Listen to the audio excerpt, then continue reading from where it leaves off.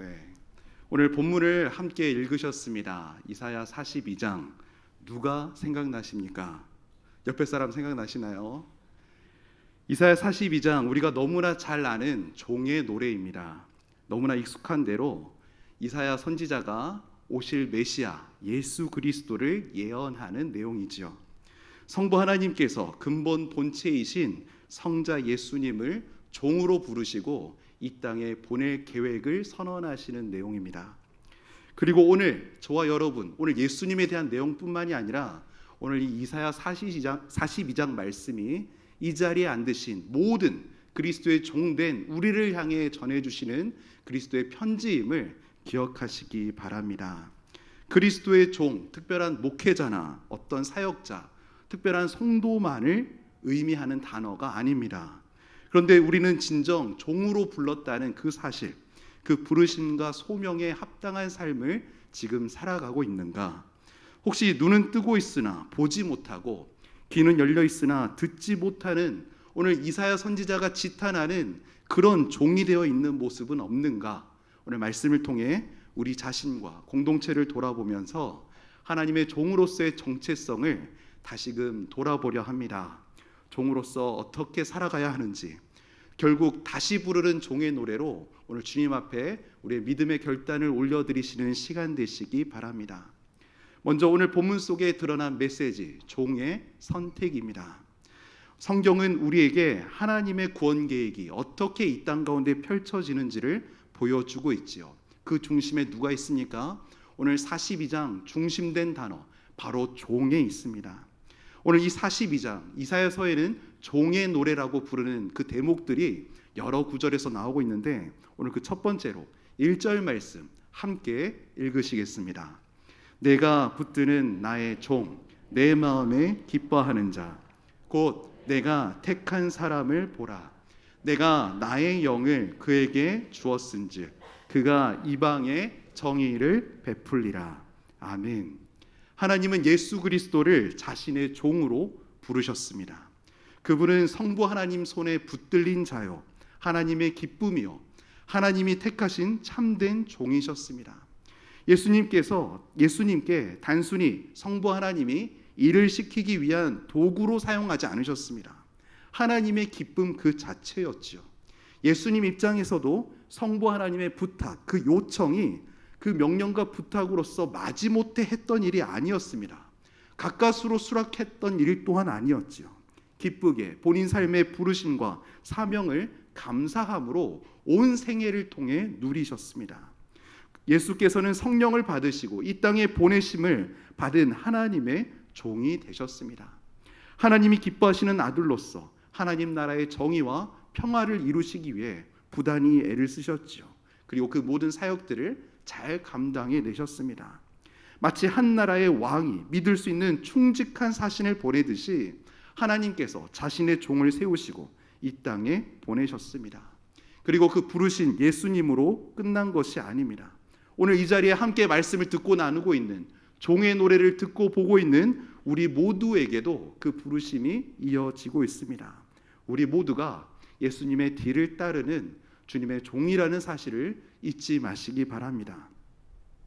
두 번째로 살펴볼 대목입니다. 그런데 우리 종의 현실은 어떠합니까? 우리는 종으로 부르심을 받았다고 알고 있고, 또 우리가 오늘 예배를 시작하며 기쁘게 종이 되어 섬기겠습니다, 이런 고백도 하기도 했지만, 부르심을 따라 사는 것, 이 종으로서 살아가는 우리 그리스도인의 정체성, 이것이 얼마나 어려운지 우리는 매일의 삶 속에서 실감해내고 있습니다. 사실상 예수님은 제자로 그리스도의 종된 우리에게 이런 말씀을 남기셨지요. 요한복음 14장 12절 말씀입니다. 영상에 같이 함께 읽으시겠습니다.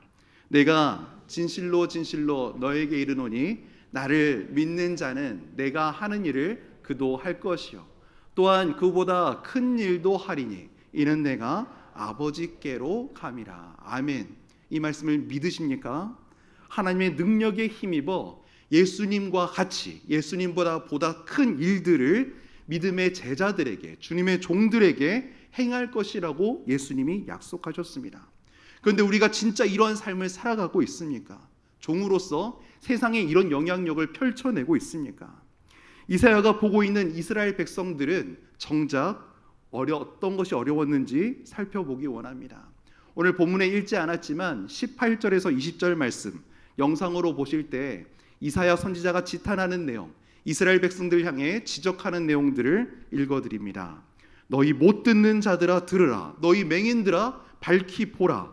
맹인이 누구냐? 내 종이 아니냐? 누가 내가 보내는 내 사자같이 못 듣는 자겠느냐? 누가 내게 충성된 자같이 맹인이겠느냐? 누가 여호와의 종같이 맹인이겠느냐? 네가 많은 것을 볼지라도 유의하지 아니하며 귀가 열려 있을지라도 듣지 아니하는도다. 현재 이스라엘의 상태가 보이십니까? 두 가지를 지적합니다. 너희가 눈이 있어도 보지 못한다. 너가 귀가 있는데도 듣지 못한다. 둔감해졌다.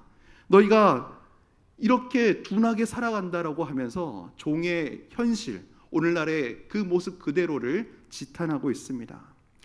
먼저 우리가 이렇게 된 까닭, 하나님의 택한 백성들이 실제적인 영향력을 펼치지 못하고 소경처럼 기머거리처럼 살아가게 되는 것, 이것은 사탄과 어둠의 영들이 미쳐 날뛰기 때문인 까닭도 있습니다. 근데 그들이 우리를 잡아먹을 수 있습니까? 그들이 만만해서 우리에게 그렇게 합니까? 그 반대이지요. 인간의 몸을 지닌 한계를 가진 존재들이 어느 순간 예수님처럼 몸의 한계와 자신의 역량, 성품 그 모든 것을 뛰어넘어서 성령의 능력을 도처에서 행할 것이 두려워서 그것을 막기 위해 그렇게 미쳐 있는 것입니다. 원수의 공격은 둘째치고 오늘날 우리 자신을 돌아보겠습니다. 영적으로 깨어있는 분들이야 그 놀라운 싸움에 날마다 승리하며 말씀 붙들고 기도로 승리하며 나가겠지만 평범한 믿음의 성도들이 주로 어떤 모습들입니까? 우리 오늘날의 현실을 한번 돌아봅시다. 그 어느 때보다도 바쁜 시대를 살아가고 있습니다. 교통이 발전되고 통신이 발전된 것이 우리에게 많은 삶의 유익을 끼치고 있지만 사실 그로 인해 이 연약한 인생들이 얼마나 피곤해졌는지 모릅니다. 수많은 정보와 소음들, 끝없는 일들, 스케줄 속에서 우리는 어쩌면 방향을 잃고 진짜 중요한 것들을 놓치면서 분주함에 매몰되어서 살아가고 있는지 모릅니다.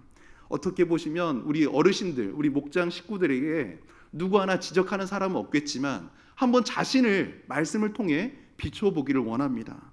산만하지 않으십니까?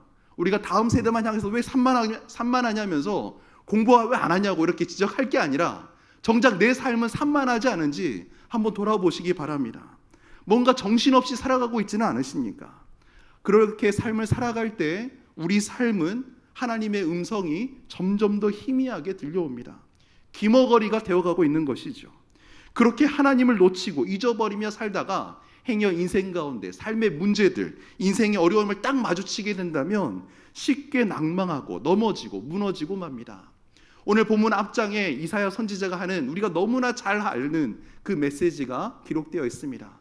이사야 41장 10절 말씀, 인생들에게 찾아오셔서 전하시는 하나님의 메시지이죠. 하나님은 뭐라고 말씀하십니까? 문제를 겪은 인생들에게 두려워하지 말라. 내가 너와 함께함이라. 놀라지 말라. 나는 너의 하나님이 됨이라. 내가 너를 굳세게 하리라. 참으로 너를 도와주리라. 참으로 나의 의로운 오른손으로 너를 붙들리라. 우리가 주님 붙잡고 주님 동행하는 사실을 믿고 있으면 이 말씀이 얼마나 큰 위로가 되고 우리 다시 일어서게 만드는 메시지인 줄 우리가 깊이 체험하지만 실상 삶 속에 우리가 맹인이 되고 기머리가 된 상태에서 이 말씀을 듣는다면 아무런 효력이 작용하지 않습니다. 매일 예배 가운데 큐티 가운데 말씀 읽는 가운데 예배 참여하면서 어떤 메시지들을 듣고 계십니까? 청소년들이야, 다음 세대들이야, 여름이면 특별하게 부흥회도 하고 수련회도 하고 성경학교도 해서 그 무뎌진 마음에 하나님이 영적인 강력한 폭포수를 쏟아주시는데 정작 매주 예배드리며 예배 참석하는 우리들의 심령은 어떠합니까? 오늘 이 자리에서 나의 분주함, 나의 산만함, 정신없이 사는 모습, 메시지가 들리지도 보이지도 않고 습관만 남아있는 그런 모습들이 발견되어질 수 있기 바랍니다. 행여 내 삶 속에 소경과 기머거리가 되어서 세상에서 채워지고 들려지는 그 음성들은 너무나 가득 내 심령을 채우고 있는데 정작 나의 심령에 메말라고 곤고하고 지치고 목마른 그런 우리의 빼앗긴 마음들이 있다면 오늘 발견될 수 있기 바랍니다. 우리가 누구인지 무엇을 위해 부르심을 받았는지 까맣게 잊고 사시는 분들 계시다면 하나님이 우리를 종으로 부르셨다는 이 메시지를 마음에 새기실 수 있기 바랍니다. 세상은 끊임없이 말하지요. 성공해라, 더 많이 소유해라, 더 뛰어라, 남보다 더 앞서가라. 그렇게 분주함과 경쟁 속에서 우리는 점점 본래의 정체성을 잃어가고 있습니다.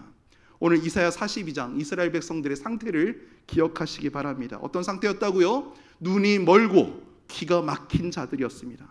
부르심을 받았지만 현실에 또 상황적인 개인의 문제로 현실을 외면하고 있었습니다. 하나님이 정의를 전파할 자로 그들을 세우셨지만 정작 그들은 말씀을 듣지 않았습니다. 또 말씀을 따르지도 않았습니다. 눈앞의 현실에 귀머거리로 소경으로 살아갔습니다. 우리 자신의 모습이 발견된다면 오늘 이것을 놓고 우리가 깨어 기도하는 시간 되기를 소망합니다. 하나님의 종으로 부름을 받은 우리가 얼마나 자주 영적인 소경과 귀머거리가 되어 살아가고 있습니까? 목회자들에게만 그것을 기대하지 마시기 바랍니다. 우리 모두가 종으로 부르심을 받았고 이 메시지를 들을 수 있어야만 합니다. 예배당 안에서 뜨겁게 기도하고 찬양하지만 삶의 자리에서 세상의 흐름에 휩쓸려서 하나님의 뜻을 잊고 살아가고 계시진 않습니까? 정결한 종이 아니라 흐릿한 그림자 같은 신앙으로 그저 그런 모습에 습관처럼 하루하루 예배에 참석하고 있지는 않은지 돌아보아야 하겠습니다. 어떤 일들로 인해 지금도 산만하십니까?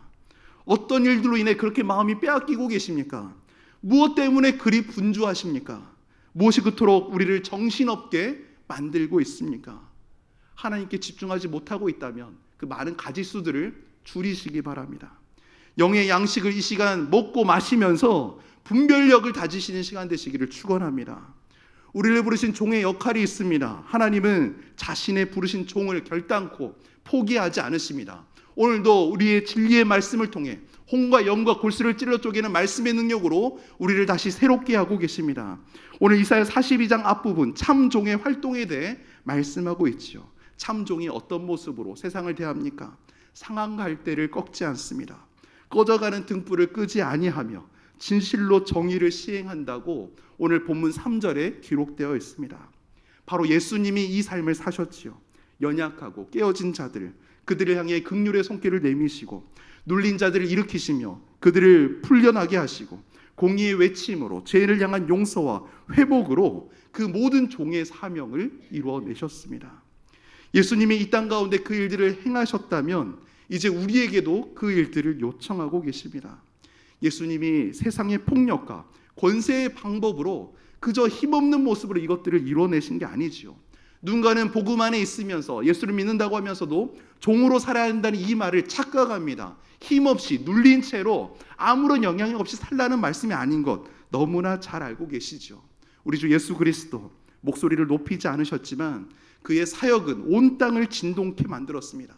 억눌린 자들을 자유케 했습니다. 갇힌 자들에게 해방을 선사했습니다. 눈먼 자에게 다시 보게 함을 주셨습니다.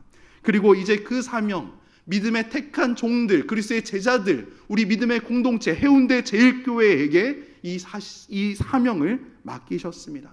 세상에 보내심을 받고 부르심을 받은 우리 모두가 주님의 손과 발이 되어야 하겠습니다.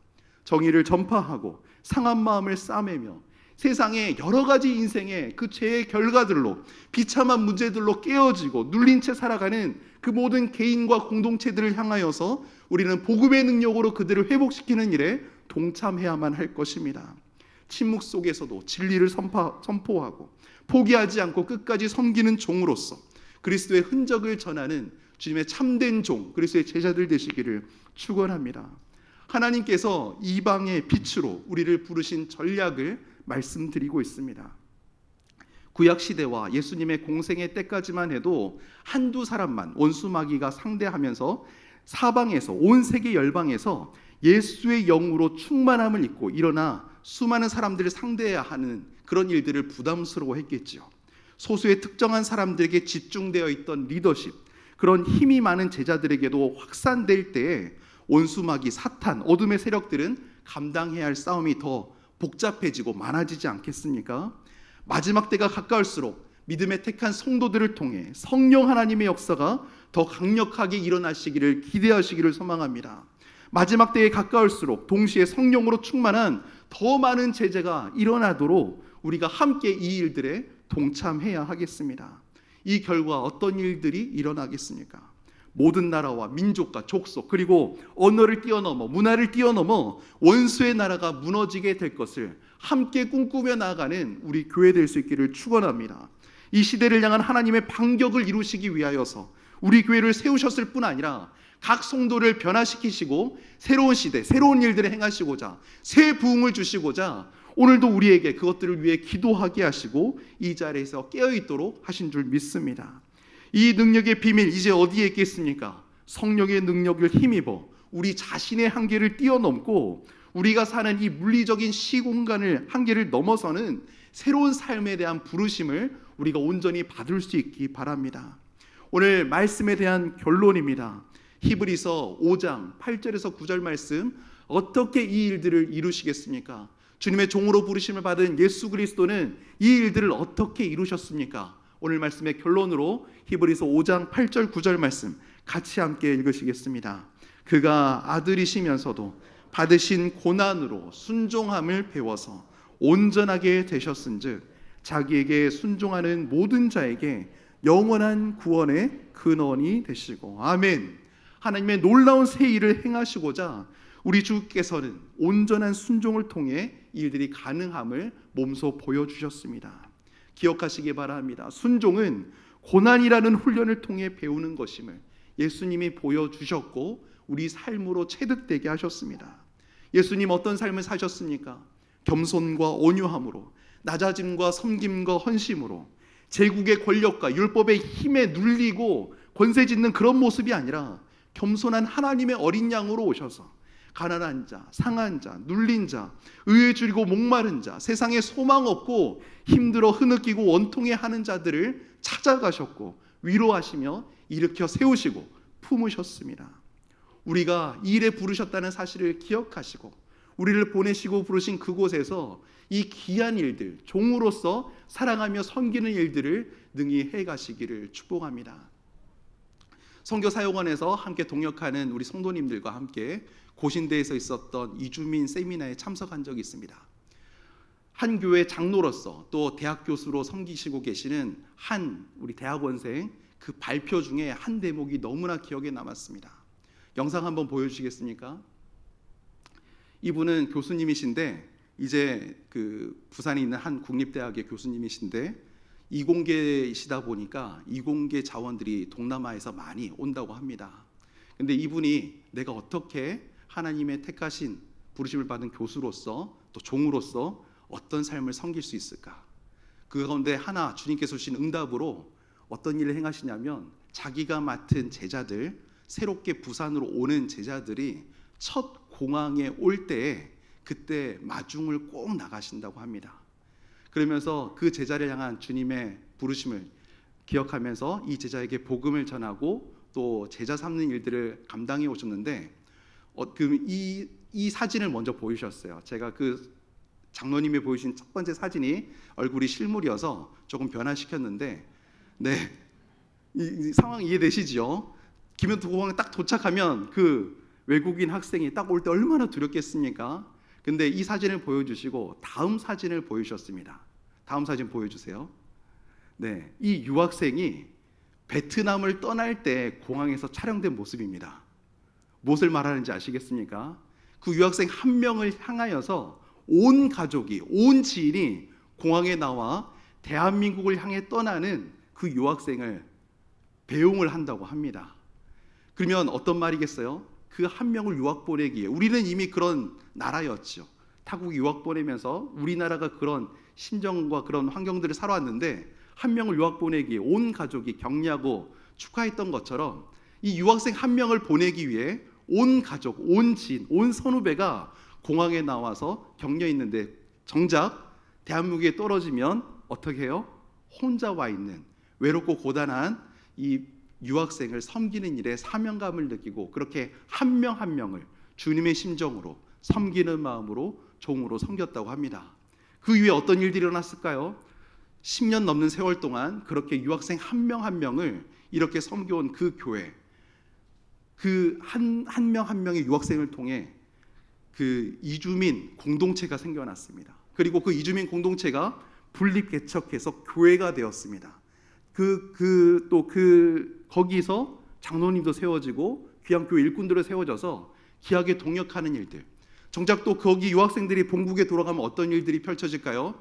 예수 그리스도를 믿는 그 믿음을 가지고 이 수많은 가족들에게, 지인들에게 복음을 전하는 복음 사역이 일어났다고 합니다. 한 명이 복음을 깨닫고 종으로 섬기니까 이 놀라운 일들이 일어났습니다. 우리를 부르신 삶의 현장에서도 이와 동일한 일들이 일어나기를 간절히 축원합니다. 우리는 어떻게 해야 되겠습니까? 다시 부르는 종의 노래로서 다시금 우리의 부르신 종의 사명을 깨닫고 우리를 부르신 그곳에서 예수님의 그 사랑을 닮아 서로가 섬기라고 명하신 그 예수님의 종으로서의 그 명령을 실천할 수 있기를 소망합니다. 주님이 오늘 본문에서 우리에게 어떤 명령을 행하십니까? 오늘 본문 6절 7절 말씀 마지막으로 함께 읽으시겠습니다. 나 여호와가 의로 너를 불렀은즉 내가 내 손을 잡아 너를 보호하며 너를 세워 백성의 언약과 이방의 빛이 되게 하리니 내가 눈먼 자들의 눈을 밝히며 갇힌 자를 감옥에서 이끌어내며 흑암에 앉은 자를 감방에서 나오게 하라. 아멘. 이제 오늘 이 말씀을 마음에 새기면서 예수님만 종으로 부르신 것이 아니라 지금 이 자리에 주의 제자로 부르신 우리 모두를 종으로 부르셨다는 사실을 기억하시고 이 부르심에 응답하시며 기도로 결단하시는 시간 되시기를 소망합니다. 우리 성도님들, 주께서 사랑하시는 주의 성도님들, 여러분들의 소명과 사명은 무엇이겠습니까? 삶의 자리에서 어떤 종의 노래를 부르고 계십니까?